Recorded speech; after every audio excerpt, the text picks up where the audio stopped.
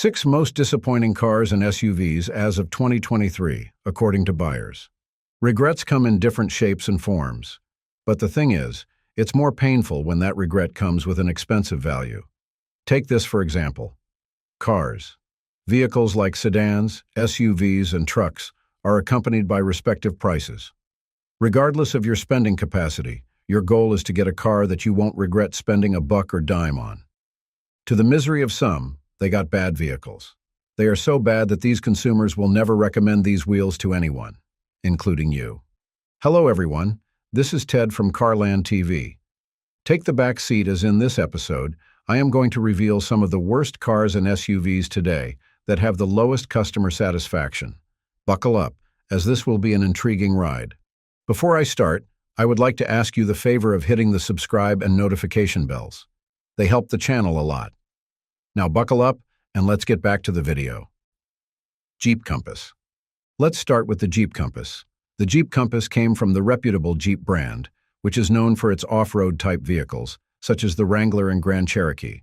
The Jeep Compass, on the flip side, is one of those small SUVs that have off-road capabilities. Sure, its resume is impressive.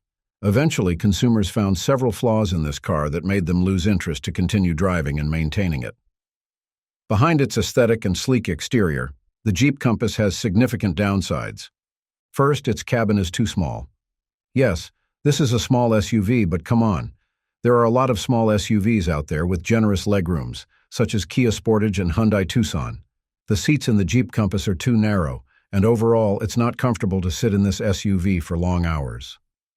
Ironically, this Jeep SUV has an unimpressive acceleration and driving dynamics. I was expecting the Compass to be athletic and pompous, but instead, it has shown a lackluster performance. Due to these concerns, roughly 50% of its owners said that they are never going to buy a new model of the Jeep Compass ever again. Nissan Sentra. The Nissan Sentra is a Japan-manufactured vehicle, and we all know that Japanese-made cars are known for their impressive mileage, reliability, and innovative design. Reliability, in particular, is a strong point for the Nissan Sentra. Even RepairPal gave Sentra 4 out of 5 in the reliability score. So why is this car on this list? First, data from Consumer Reports indicate that only 39% of its current owners would want to drive another Sentra. Based on my personal experience and interviews with other Sentra owners, the biggest issues that burden this vehicle is its transmission. This problem has been around since 2003, and it's becoming more frequent as the years pass by.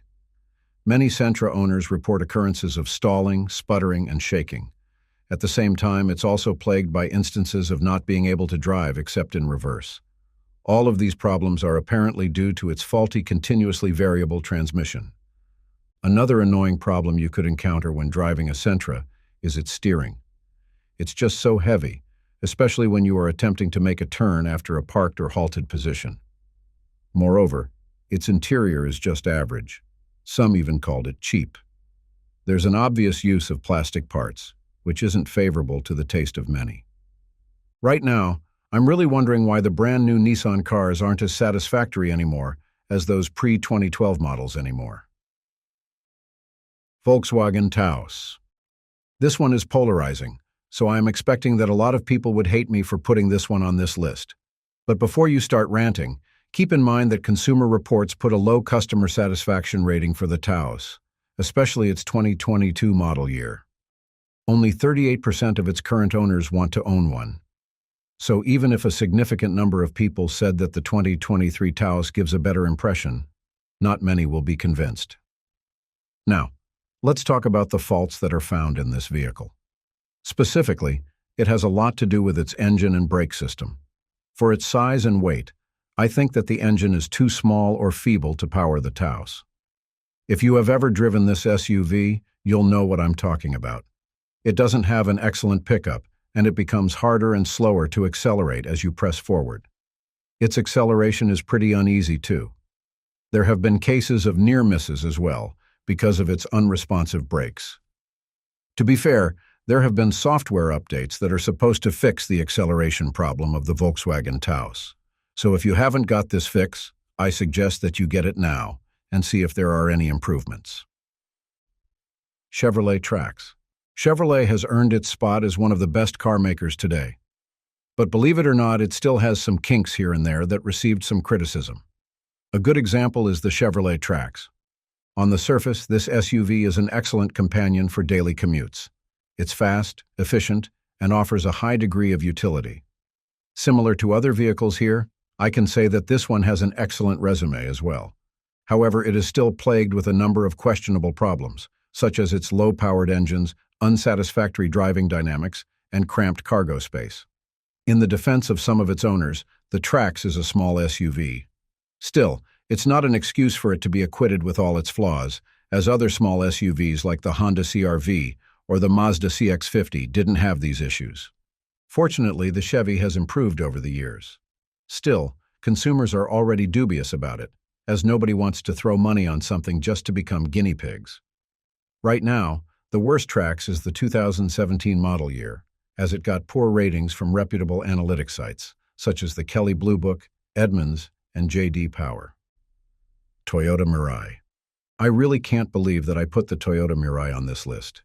This car, without any exaggeration, has stellar features and capabilities. Its interior is luxurious, and its driving performance is really compelling, especially for anyone who is looking for an engaging or athletic vehicle. Aside from boasting a zero-carbon footprint, the car also hosts a plethora of advanced driver assistance features, such as blind spot monitoring, lane-keeping system, and adaptive cruise control. So why the heck did I put this vehicle on this list?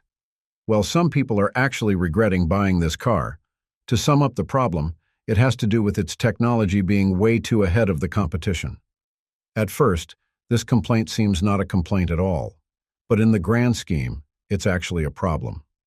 In the United States, the number of hydrogen refueling stations is less than 100. And yes, this car is a hydrogen-operated vehicle. So basically, you can only enjoy this vehicle if you are within the key cities in California. Outside Cali, this sedan is as good as a burden. Furthermore, let me emphasize this. The Mirai is too expensive for a Toyota sedan, as it has a starting price of $51,000. With that, it seems that it's too early for anyone to get the most value out of this car. Tesla Model Y.